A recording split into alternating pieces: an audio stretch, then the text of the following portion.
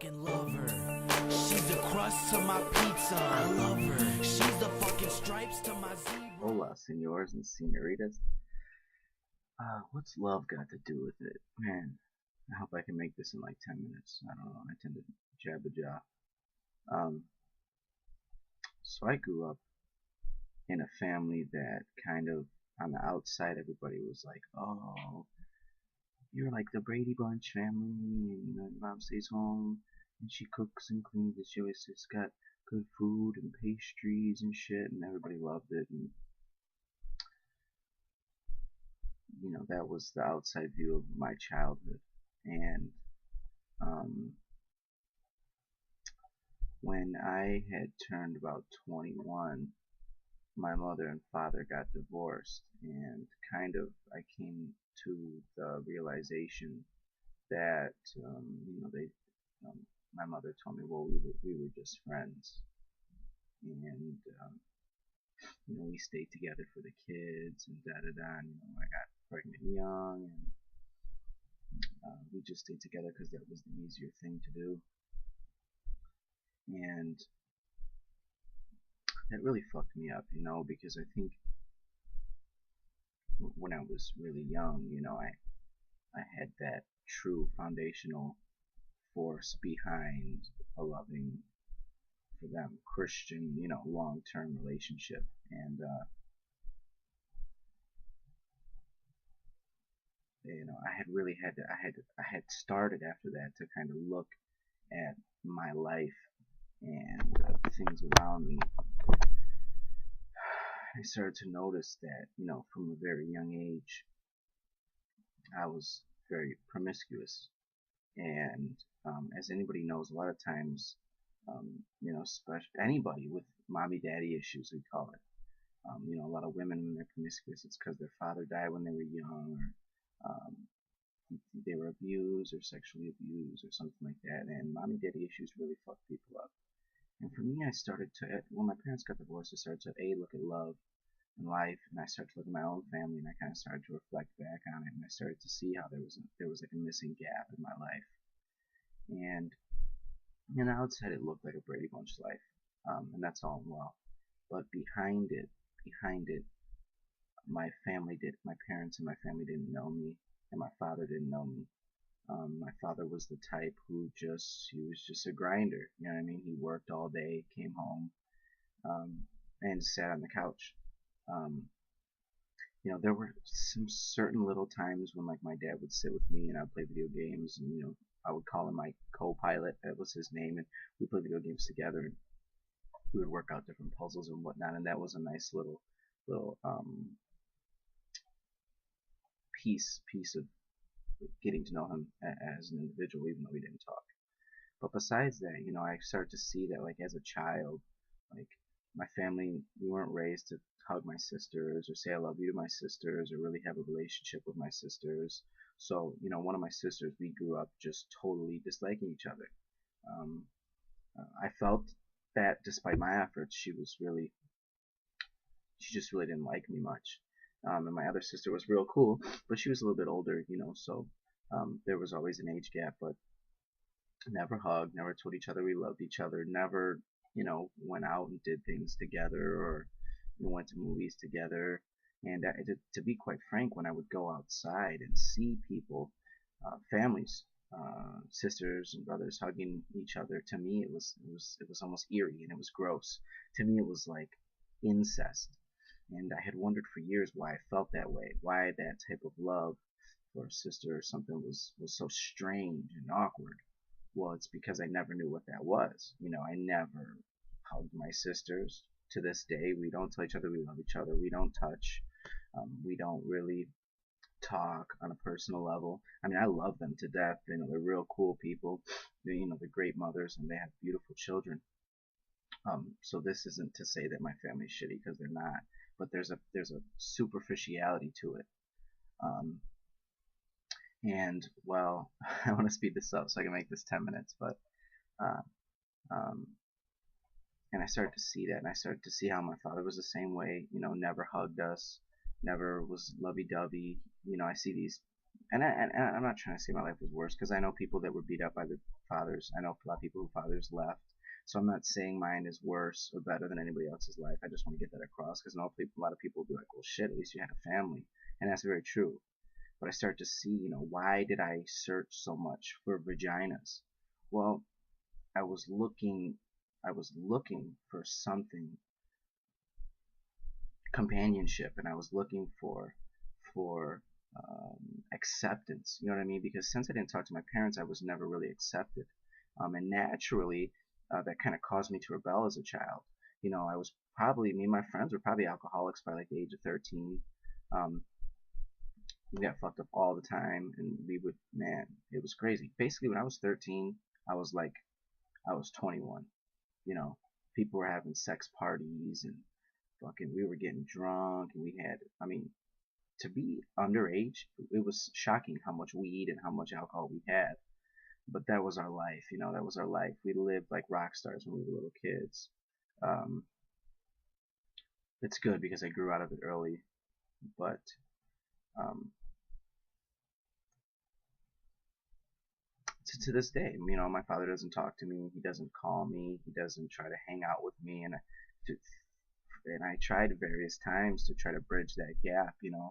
I never blown up on the guy or told him really this issue, but I have definitely tried to try to mend that disconnect. I was kicked out when I was 19, so I had to move in with a girlfriend, and that was a 3-year relationship that was very toxic, and I was very mean. She was very mean. I was very disrespectful, controlling. She was the same. Another thing, that really fucked me up was like I was just a compulsive cheater. I mean, it was like I had such a pull to have this love, um, and I just wanted it from all these women. So it like fucked me up because I would cheat on my girlfriends. I would have relationships with their friends. I would have 2 girlfriends at one time. I would be just juggling multiple things. And yeah, sure, when you're younger, that gives you a stigma. Oh, hey, Trevor's a player, da da da. And like my friends really thought it was pretty cool. But inside, like I had this fucking thing where it was like, man, this is so fucked up. Hey, I'm gonna get something pregnant. I'm gonna get a disease. I'm gonna something's gonna happen. And I had this little like intuitive thing within me that was like, Trevor, you gotta fucking stop. So long story short, so that's how I was raised, and I kind of started looking at my psychology and see, well, Trevor, why do you have so many fucked up relationships? Because out of anybody I've known, like I've had the most relationships and the most downfalls out of anybody I know. Thankfully, I'm not broken. I hope to God that the women I've dated aren't broken, because especially lately, if something happens, I'll go back and I will apologize to these people and say, hey, I was real fucked up, and I'm sorry, and I wasn't in the right mind state, and da da da. But so love to me is a very strange word. What's love got to do with it? I don't know yet. Because I am a kind person. To say the honest truth, I respect women, man, more than men. I mean, I think they're beautiful creatures inside and outside, and I think they bring a soft, because I'm a soft person, and I think they bring a softness and a gentleness that needs to be highly more commended, because it's a beautiful thing. And even growing up, and girls I knew growing up will can vouch for this. Like I really only had girlfriends, and I don't mean literal relationship dating. I mean friends. My friends were all girls, because they were just nicer. You know what I mean? And they weren't there to be like, you don't play sports? Do you work out? Do you even bench? Do you even work out? They didn't care. They just wanted to be nice. They just wanted to just hang out, and girls just want to have fun. They just want to chill, have fun, laugh, smile, and that was really cool. But it fucked me up, and it's like, I talked to somebody recently, and I said, well, I want to find a relationship and really learn like what love is. You know what I mean? Because it seems to me like a lot of times I would get into a relationship and we would be very lustful. And thankfully, I've always had a really good sex life with the girls I've met, but it would just be about that. You know what I mean? Like we would have perfect sex lives. But anytime shit got bad, I was like, fuck this shit. And I would always hit the road, always hit the road, always hit the road every time. And until very recently, to say the honest truth, like that's just always how I was. It was like when there was some bullshit, I was like, fuck this, because I kind of grew up in a very conditional love type of basis. Even now, it's the same way. Conditional. it was very superficial, and it wasn't a very unconditional. Like, we don't have that type of "I love you, family," and I yearn for it. And as a spiritual advisor myself, I can't tell you guys I'm self-righteous because I am fucked up too, and this is like part of my issue. And so, that's why I'm still single. That's why I question marriage. I mean, I question marriage for a lot of different reasons, spiritually and I think social conditioning wise. I look at it kind of like another reason why would we get the government involved? And I see that a lot of people also fall into that trap of getting married at a young age. They don't really think about their happiness and their whole future. They just have kids. They get trapped in it. And this 9 to 5 lifestyle that people are stuck in is really fucking up relationships too, because how can you fully love somebody when you spend all of your time away from your family? You know what I mean? How can you fully love somebody and embrace them when all you do is work all day and night? How are you going to have a good sex life with your wife? How are you going to be able to genuinely love your daughter or your son when you never see them? So I'm very teeter-tottery, and it's like I do want a relationship bad and meet a woman who can accept me for who I am and what I bring to the table. But on the other hand, I'm so teeter-tottery because, I've had people say I love you and then do fucked up ass shit to me too along the way. I've seen people say I love you, but I don't want you to live here. I'll put you in a homeless shelter. Do you want to be homeless? I've had people tell you I love you and scammed money from me. And just recently, I had somebody tell me they loved me, and then we started an art company, and then they crashed all. They took it away from me. They took it away from me. And so still, even to this day, till recently, it's like love to me. That's why, a lot of these spiritual folks I hang with are like, I love you, and I don't know what to say back because it's such a word that has such a creepy kind of an eeriness within it for me because I've seen such shattered love around me. And I notice, and not just Facebook, but only in my personal life, I see you people. I know you people. I don't think that you're happy-go-lucky. Pictures on your page make me think that you're not unhappy. And I'm not saying this to say, oh, everybody's unhappy, because I do believe in love.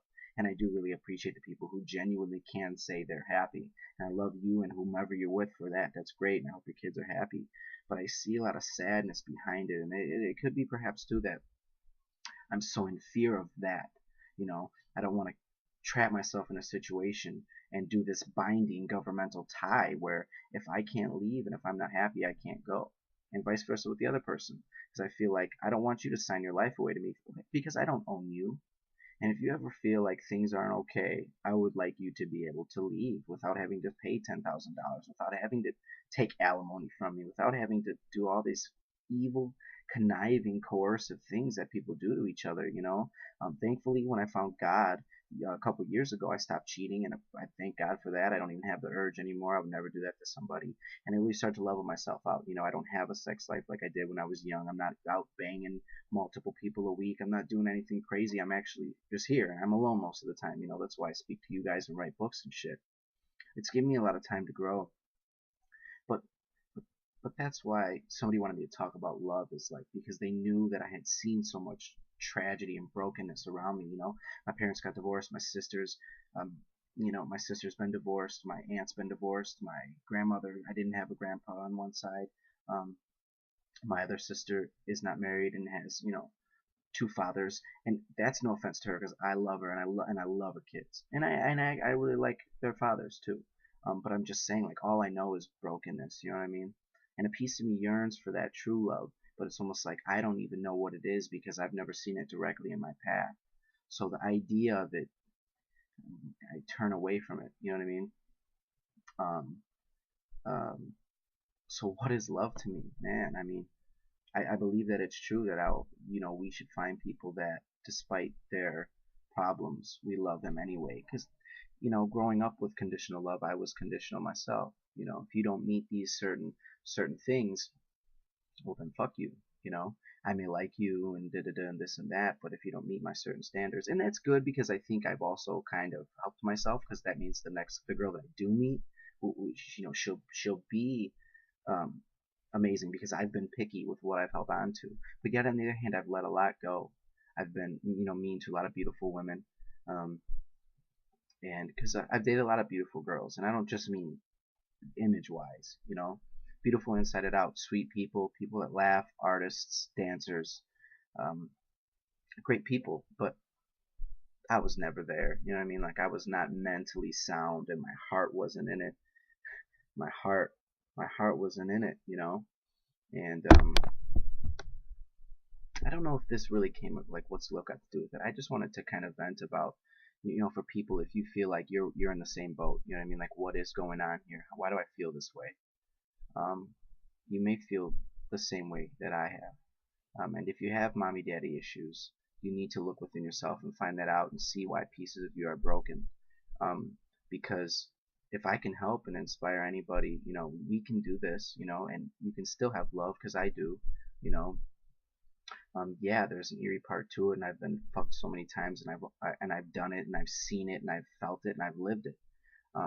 But believe that we can still do it, and that it's still out there. Um, yeah, I hope that was decent. I'm gonna rewatch it and see how that goes. But thank you for watching. And I hope you and all of us and everybody, and we will find it, you know what I mean, and have that. Because I used to tell everybody, and it's kind of true in a way. I used to tell a lot of women, this ain't the fucking Notebook. I've said it in songs too. This ain't the Notebook. Don't be absurd. It's not the Notebook. And the Notebook, I think sometimes, movies like that kind of fuck people over, because they have this image of the man is supposed to, he's always gonna do this, and he's gonna be this knight in shining armor, and he's gonna have all these ironclad and riding on a horse and fucking. And I think that fucks a lot of people up. But on the other hand, I think that we can probably make something happen as individuals, and that you could probably live that life and have somebody like that, And we have to try to break through these boundaries. The reason I speak on this too is because it helps me in my own personal journey. And it's only till recently, some of you I just sent to you my most recent book, A Chance to Begin Again, once again. And that's about all the times in my life that I was broken. And I had a chance to begin again, whether you call it God or something, was like, go again, try it different, and we could always have a chance to begin again, and we're all a little broken, because the world is a fucked up place, and we're raised in a place full of vengeful jealousy and insecurity, and it kind of breaks us, and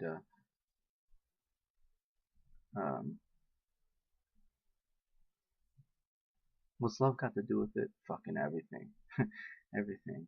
And we can't let it turn us into bitter bastards, Because I was bitter for a long time. I made songs, fuck it, fuck you, fuck girls. I made a song called Hate Me, trying to get women to hate me so I didn't have to deal with it anymore.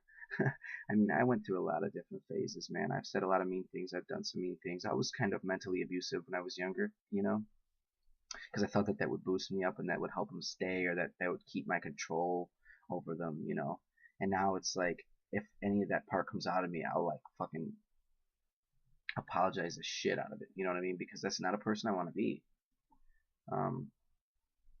We all want love, man. We all want to be happy. We all want to find somebody. Am I okay with myself? For sure. I do love myself a lot. So I'm okay now, just chilling, you know what I mean? But you do have to love yourself first to be able to love somebody else too. That is the key to life, I believe, because if you don't love yourself, how can you love another, And perhaps I never knew how to love myself, and never had that self-love, which I think is key now that I do all this stuff about dreaming and being a better person. It's because we can do this no matter if we've come out of the fire. There's always water we could jump into. You know what I mean? Thank you guys. I hope you got something out of this. I really don't really know what I was going for. I just always kind of just vent and see what happens. But adios and arrivederci. She said, I fucking love Lil Wayne. I said, yeah, he's doing big things. He's off the chain. Oh, that reminds me, I'm also an MC. She said, stop lying. I said, come on, bet me. We started getting sleepy. She turned on the TV. I said, can I lay with you? She said, come and get me. The room